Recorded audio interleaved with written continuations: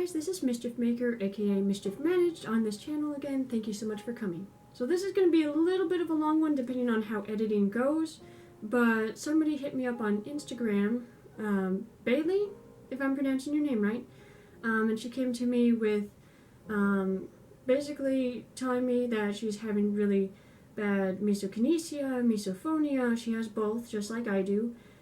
She was telling me how it's been very, very severe for her lately, you know, almost all the time, where it's affecting her family life, her sleeping life, you know, pretty much like what we go through, everything that we find is fun, pretty much all comes to a halt. She tells me that it's become pretty much a living hell where she has to resort to sleeping on her balcony now. She has severe visual triggers, which, from what she was explaining, it sounds like is actually the dominant curse, which that's pretty much what I have, where I have misophonia and misokinesia. However, which one is worse?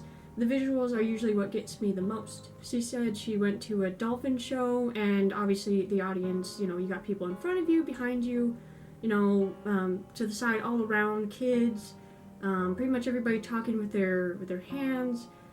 Sounds, say they're eating food, their legs shaking, and you're trying to enjoy life and the show and things that you paid for, and obviously you can't, and you feel like you wasted time, money, you know, and it's pretty much all just a waste of time going outside nowadays. She said she's actually had to leave her car in case, like, passenger or driver, whoever she's with, is actually, like, also giving her a trigger as well, where she goes into a severe anxiety and panic mode, panic attacks, can't stop crying. She's having very severe anxiety, very hard to breathe. She also said the sound started, and then a little bit time passed, and then the visuals started. So I'm going to be walking through the entire Instagram video, or Instagram message that she sent me, pretty much going over things that could help, things that I experienced, and what she's told me, and hopefully we can get to a solution where life gets a little bit easier after this video. So you said you resorted to sleeping on the balcony.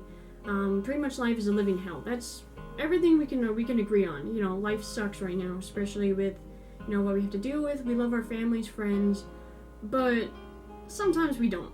And it's not their fault, you know, and that's okay. You know, it's not our fault either. It's just that something decided to show up in our life where we're now cursed, I guess, if you want to look at it that way, and we have to now adapt to our, quote, new world. I lived with siblings, and some of them snored or breathed loudly, or even rustling in the sheets, you know, turning over kind of thing was very a problem for me with my sound triggers, so I had to actually beg Mom and Dad to give me the spare room. And it's like, that's not fair, why do you get your own room kind of thing? But I came up with a deal where, hey, if I stay on dishes rather than rotate through the chores, you know, I don't mind doing chores and staying on dishes because nobody really liked it doing around the house. Can I have the spare room? And with the excuse of having misophonia, it actually worked out fine, and I was able to get my own room.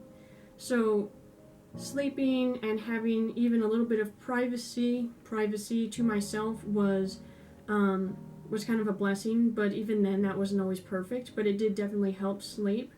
But when the AC turned on, or say there's like a cat fighting outside my window or what have you, the sounds did still pop up. So I actually, even though it's annoying, you can't really lay on your side or anything, the headphones that I talked about in my previous miso video did definitely help dampen some of the sounds. You can also do earplugs, pretty much something like that. Keep your room completely dark in case that light flickering over there is bothering you or something. It's a little bit difficult if you have roommates, so I kind of understand the whole balcony plan.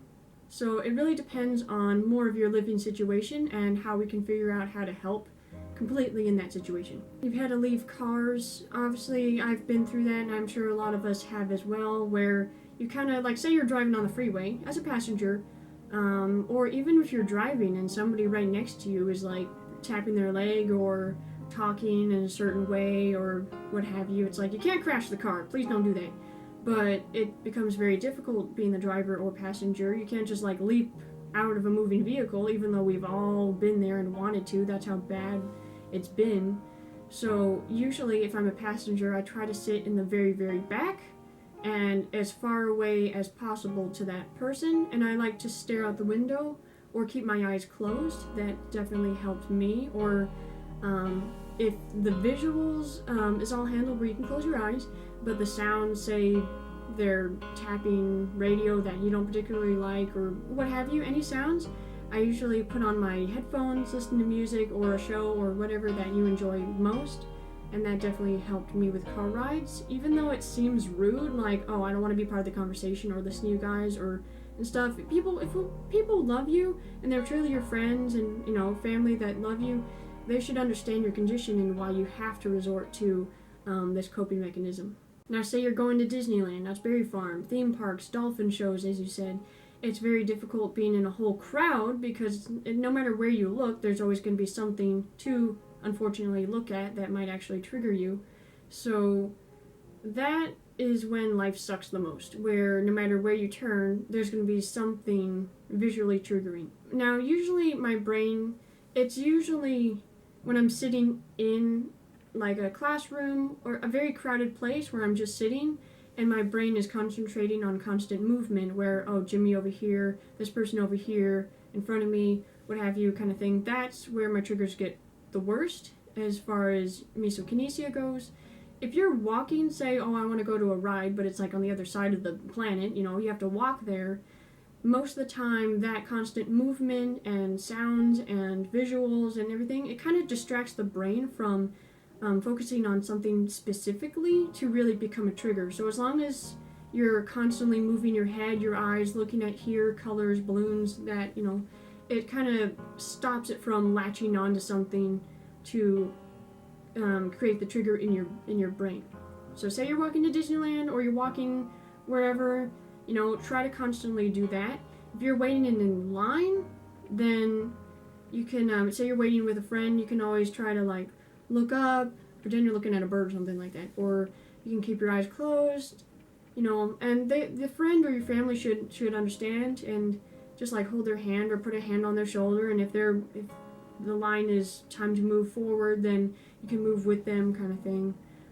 It's very difficult for people like us to cope in large crowds like that, but we kind of have to experiment as we go, trial and error, and we kind of eventually find ways of how to make things a little bit easier, and just pretty much just like that. I remember when my triggers were very, very severe, where I pretty much had the same reactions as you do, you know, non-stop crying, panic attacks, hyperventilating. I pretty much can't breathe kind of at that point where you feel like your chest and your whole body's collapsing on itself. Like, it literally feels like you're dying, you know, out of a constant state of depression and anxiety where, you know, visuals, if they're gone, you can still see them repeating. Sounds, even though they stop, they're repetitive in your ears, you know. So I remember it was so severe. I did notice when I moved out, and I was renting a room. I had a room to myself where there was nobody to bother me because that's rude for a landlord, you know. So I had a little bit more privacy to myself. I also found out when I got my job, it was a very hardcore working job. I worked with animals. We were constantly scrubbing and lifting, walking dogs, you know, pretty much hardcore physical labor. Even though it sucks because you're sweating and, you know, your body gets sore, that constant, it kind of like detoxed my body in a way where I was so physically, you know, focused, where your focus kind of switches to your muscles rather than your brain and your eyes. That constant hard labor actually kind of relaxed my brain in a way where I started noticing on my own triggers weren't that bad anymore, and it started dulling a little bit, where say you get home from work and you're so exhausted you just want to go to bed. It's like your brain lacks the capacity to latch onto something to become a trigger because it's like it's so tired it's just focusing on sleep at that point. So I highly suggest people try a physical, something you can handle. Obviously, if you can't lift a certain amount of pounds, then, you know, I get it. But I'd say try finding a physical job or a chore or a hobby, something physically demanding, like as the person on Instagram said, she likes to go out and sweep. Just something using your full body or doing something physical like that.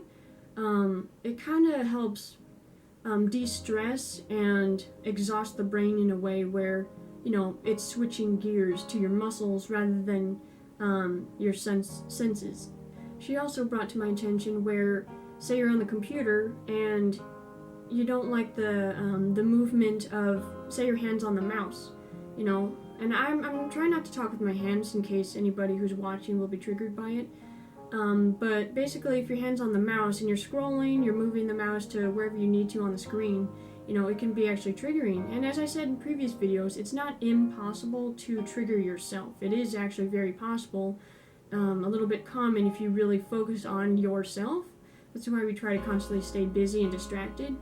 But I would say if you have a computer, say you're sitting at the table and you're on a computer, doing whatever, tablet or something, they actually make special tables where below the table there's like a pull-out drawer, and you can actually put your hand on there instead, where pretty much your hand is under the table on another table, and that's where you can work your mouse and do what you need to do, and it's not actually in your line of vision. But I've personally never had triggers like that before, so I don't really need to use it, but it is a coping mechanism people could use if they do have that kind of visual trigger. And if the sound of a mouse is bothersome, they actually have small plastic pads where you can lay on top of your computer keys and it'll dampen the sound of the typing noise. They also make silent mouse clicking mouses, I guess you want to call it. Pretty much it's very silent. My whole family, thankfully was willing to switch all of their devices and stuff and buy all that. It's very cheap depending on where you buy it. But they were willing to cope with me, and it really, really helped because, we like to be on our computers doing whatever. But say I'm over here doing something and Dad's typing away, it was very distracting to whatever I was doing, and it sent me into a trigger, and I don't want to leave the room. I love family time and friend time, but by them switching to that kind of stuff, and if you trigger yourself by you switching to that stuff, it definitely does help. Nothing's ever 100% guarantee, foolproof plan kind of thing, but it definitely does help. And if it helps like even 1%, I'd say go ahead and take it. Family gatherings is very difficult because you want to be with family, you haven't seen them in a while, you miss them, you love them, but so, say Aunt Flo over there is like bopping her leg, or Grandpa over there is like tapping his fingers, and it's very difficult. You want to be around them, but sometimes it's very difficult because just like in a classroom or any place with a crowded area, there is going to be triggers of sounds and visuals. So at that point you kind of have to just experiment, know where to sit. Or if he or she starts eating something like cake, if it's like a family birthday or something, just try to talk briefly. Yeah, hey, yeah, it was nice to see you again. Oh, I have to use the restroom, excuse me. Make up kind of an excuse. I don't like lying, but it kind of like saves you in a way where you kind of have to. Just say, yeah, oh, I'm just gonna say goodbye to this person really quick, or oh, I forgot to say something, or I have to go to the bathroom, Find small excuses, say hi, be polite, hang out with them, and then take a break. Go to the restroom, calm yourself down, or take a break and say hi to this person over here instead. Just bounce and constantly say hi, spend some time, but kind of in brief, short moments where you can still hang out with them, but also not, pretty much screw yourself over in a way by staying that long or too long to get triggered. She mentioned the fact that also that the doctor was clueless whenever you try to present your case that, hey, sounds are bothering me, I don't know why, I react to this, visuals as well, what have you. When I think we've all been through this, whenever we're trying to explain to doctors, therapists, pretty much everybody that we can think of about our issues, no one's gonna get it. It's like explaining to a friend or a family. You think someone who's certified in medicine and psychology and all this certified stuff would understand, but at the same time, I don't really blame them because misophonia, misokinesea, everything involving that world is still very new to the doctor world, and that's why we don't have a cure or much information about it. Google is kind of useless because it's all like personal opinions in a way. It's not, hey, a doctor said this and has proof that this works. Everybody's different. Every coping mechanism might help some people, but not everybody, or vice versa, you know. So doctors, we can explain to them to a T what we feel, what we experience, what triggers everything. But at the end of the day, they're never going to fully understand and stuff, because you can't just go into somebody's brain. There are ways of doing studies and tests and all that stuff, but unless you're actually the person with it, no one is ever going to understand and find a perfect cure and an understanding. That's why, just like what I present, we try to understand and listen and hear, be an ear, and also present maybe coping mechanisms. That's pretty much as close as we get to a cure in a way, where what I say, what I suggest, all the videos that I come out with, it's not to cure the person, because I can't cure the person, or else I wouldn't have it myself, or there'd be a lot more successful cases out there and I'd feel proud of myself. But at the end of the day, me coming up with coping mechanisms, my personal experiences where it's helped me, and suggestions and stuff, that's the closest we can get to a cure, by just sharing information and observations and stories with each other. It's like we in the community are each other's cure in a way, or at least close enough than what doctors are doing, whatever they're doing.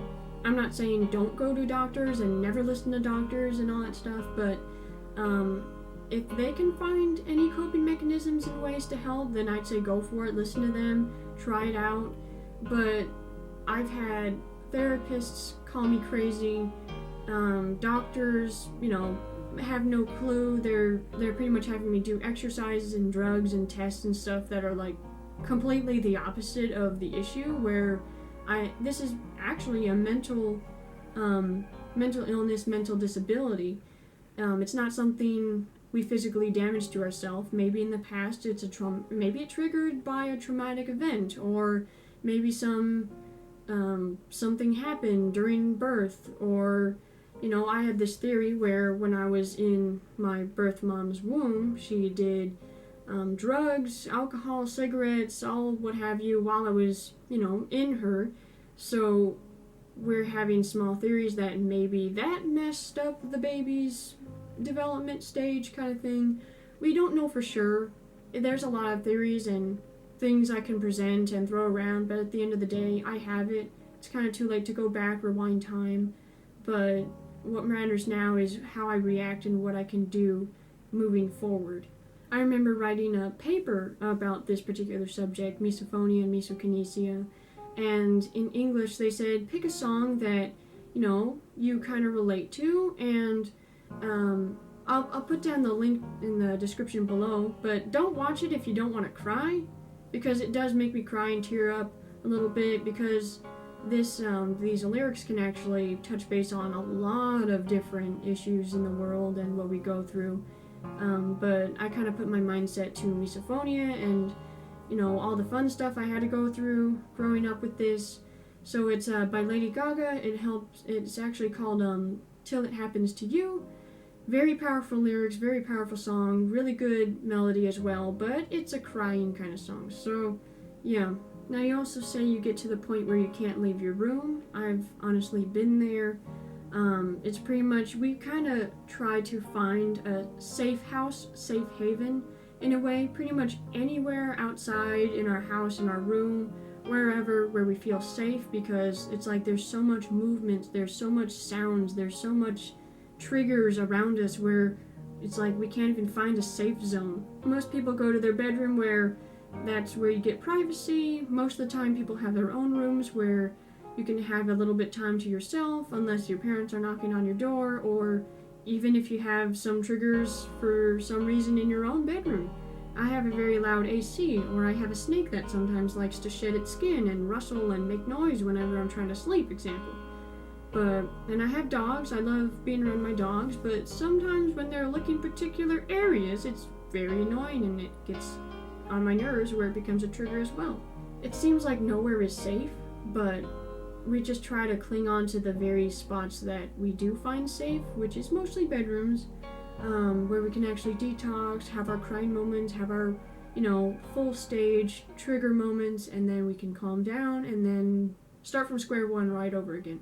You also mentioned that sleep is pretty much the only thing you look forward to. I used to be there as well, where I used to go to bed stupid early, where I mean like still daylight outside, where it's like, in your dreams, it would suck it actually happened in your dreams as well. But I've never had a problem so far where, when you're sleeping and you're in dreamland or what have you, you're safe. No one can hurt you. There's no triggers. You can, pretty much have whatever you want happen if you have the ability to control your own dreams as well.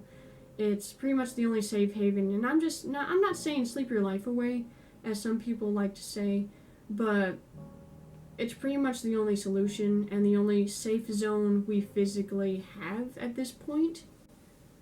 It's like a nice little break from the world. That's why I used to look forward to sleeping and taking naps and going to bed early and, what have you. And it's not wasting your life, We're enjoying life any way we can in part where we find safe. So if people are like, why are you wasting time? Why are you going to bed? Oh, why aren't you hanging out with us and stuff? Why do you keep ditch us? Whatever the comments may be, if you find sleeping or being in your room, by yourself or anywhere where you claim to be a safe zone and a safe spot, there's nothing wrong with that, It's like, yeah, we love being around people, but sometimes we can't. But if we can have a few moments of happiness too, even if it's by ourselves, I'd say we didn't waste our time because we're having fun and finding joy and coping life as much as we can in our own little ways. And if you feel like being alone, doing whatever in your room where it's safe, fun, like I do, especially if you're an introvert, then there's nothing wrong with that, Don't let other people judge you for not being like them. Music is a very interesting one. I love my particular playlist. However, whenever my siblings, family, friends are playing their particular playlist, it's not because they have a bad taste in music, it's just that some of us notice that we get triggered by particular music they're playing, and we're fine with our music, and some people are like, why do you have a problem with my music and you're fine with yours? It's pretty much similar music and same artist sometimes, and I just feel like you're hating on my type of interests. It's not that. It's just I've made pretty much a discovery a long time ago where when you're listening to music, you know what it's called, you know the beat, you know the lyrics, you're mentally prepared on everything in that song that's coming. You know there's going to be a bass coming, there's going to be a high note, a particular instrument, whatever. You're mentally prepared from start to finish on that particular song. When Jimmy decides to play their music, you've never heard that song before, or sometimes you don't like it, but say you've never heard their song before, you're not mentally prepared for this to happen, or them to say this, or this instrument to happen, and it's kind of like a jump scare in a way for your brain, where your brain's not mentally prepared for their particular tunes or rhythms or lyrics or something. So triggers happen when the brain is not mentally prepared for it, and it doesn't know how to prepare. Because if I know grandma's coming over and I know she's a loud eater, my brain can actually kind of, not perfectly, but mentally prepare itself. Okay, I know I'm going to need my headphones. I know I have to sit here. I know I have to angle myself here. And the trigger is not as bad because I prepared myself. If I'm listening to my music, I'm fine because I'm prepared for what's to happen in the song I listen to. I'm not mentally prepared for this particular person's song, so therefore my brain becomes in a panic mode where it says, whoa, where'd that come from? I don't like that. And it starts building anxiety in itself, and then it suddenly latches onto a particular, note or syllable or tune or whatever, and we find that music disgusting because it kind of seems like it's an interruption to our mental capacity of preparedness. It's not that they have bad music, some people they do, But we don't tell them that. It's because our brain is not mentally prepared for what's going to happen for something we've never witnessed or heard before. Movies are a very difficult thing to watch because, say you see a trailer, you look so forward to seeing that movie, and then suddenly, it's kind of like music, how I just explained. You're not mentally prepared for this scene to happen, this person to do this or that, or say there's a scene where there's a conversation and somebody's bopping their leg, and you can't just close your eyes the entire time through a movie because there's action you want to see as well. And then as soon as you open your eyes thinking that it's about to start, suddenly you see something you don't want to see and you get into a trigger. Like, I'm a big Marvel fan. I love the movie Captain America. However, there's that one scene where the Colonel and I think an enemy is like going through an investigation. He's eating like a steak right in front of him for some reason.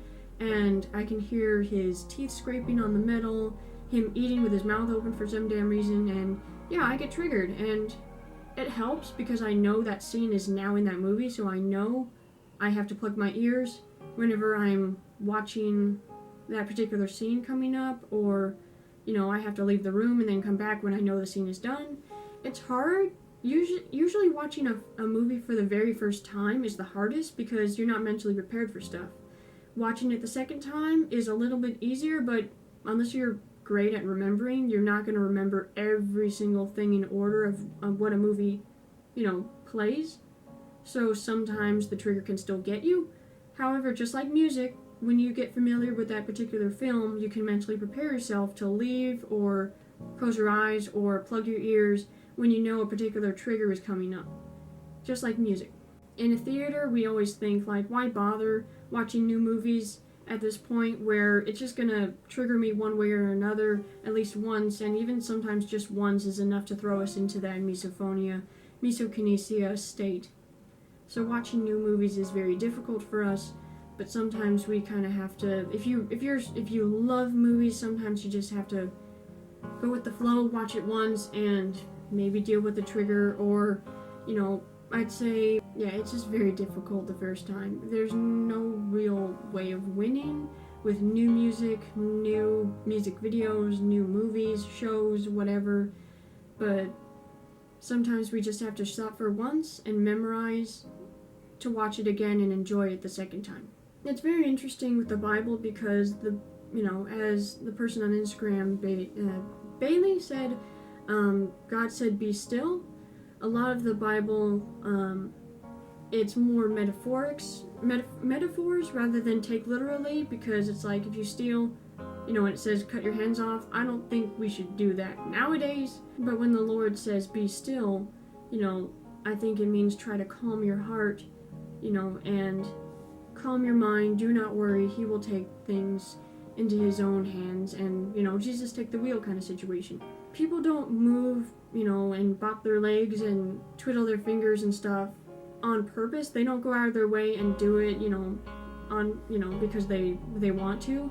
When somebody crosses their legs and they're moving their leg, it actually means they have a lot of energy, and say you're in the middle of a meeting, you can't just go on a run right then and there. So usually by twiddling your thumbs or bopping your leg or some type of, quote, useless movement like that, it's actually a way for the body to release a lot of energy that it's not being able to release at that particular moment. So they're not triggering you on purpose. I don't think anybody really means to, but at the end of the day, you can't really stop something you don't know you're doing, because when people are like, say, tapping their fingers, they're like, "Oh, I'm sorry, I didn't realize I was doing it." And then they start doing it like maybe a few minutes later. It's very difficult to ask somebody to stop when they don't even realize they're doing it, so of course they're going to try to do it again. We kind of have to, rather than ask them depending on the situation we're in, we kind of have to adapt to them rather than them adapt to us. I sure hope some of my suggestions help. It really helps if I know specifics rather than a general concept of things going on. Of course, I can't help everybody perfectly in some situations. All I can do is offer a little bit of advice, coping mechanism, and what have you. I remember when I used to think I was alone. What is wrong with me? Why do I have this? I don't know what it means. How come doctors can't figure it out? You know, and it was a very young age when my particular journey started, and I felt like so alone. And I remember, I think my mom was doing research, and she says, "Hey honey, come here." And she was on the computer, and she explained to me what misophonia was, and she explained, you know, the name, and oh yeah, it happens when so and so this happens. And I'm like, huh, that sounds pretty damn close, if not nearly close to what I have. And then we did more research. I'm like, oh my gosh, this is what I have. And even though it's sad to know other people suffer with it, like I always say, it feels good and at least comforting to know I am not alone in this. The worst feeling was not really much having the triggers itself, but knowing that I'm the only one like this. And I think life got a little bit more easier knowing there's hope in the world where we can seek each other out, you know, find some advice, coping mechanisms, talk to people who actually understand, rather than, oh yeah, my dad eats chips and it's really annoying. I'm like, no, that's annoyance. It's not misophonia. There's a big difference, as I keep explaining. But knowing that I'm not alone was such a big relief, as if I almost found a cure. There's like so much relief that washed over me. And I know what it felt like to be alone, and trust me, you aren't alone. It just takes a while to find, you know, your community and what your situation is called, the titles, you know, mechanisms and stuff. But I promise, with enough research and enough searching and enough patience, you will find, you know, what it's actually called, what you're suffering with. And a lot of us have. There's a lot of people out there who have misophonia and don't even know what it's called. And a lot of people say, oh my gosh, I didn't know what it was called until I saw your video and stuff. And it just makes me feel good that I'm helping people actually discover finally what they have and what it's called, and they can help their daughters or sons or family, friends.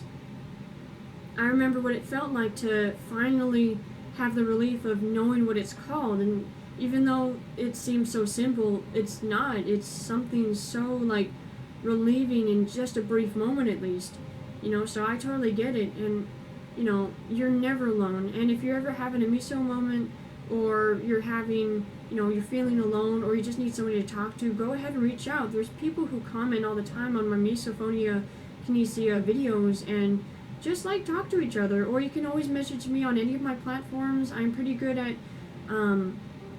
replying to all the comments or making videos and letting you guys know that, hey, I answered your questions and I send you guys links, you know, whatever may help. But please reach out. You're not alone. I know it seems like you are, but at the end of the day, you know, we're here, we're in it together. I am currently not on any medication at all for my miso. I actually do a lot of hardcore labor, like I was saying, and it actually really, really helps.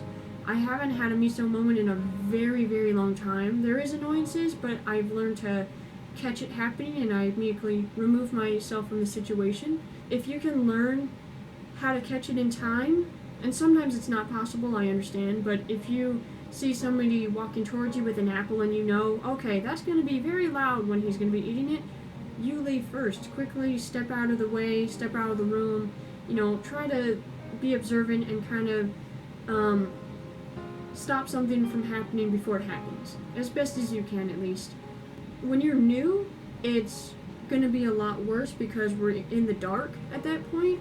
We're still learning our triggers and helps and coping mechanisms and stuff, so the beginning is usually the hardest until you're more experienced on what to look for and what to do.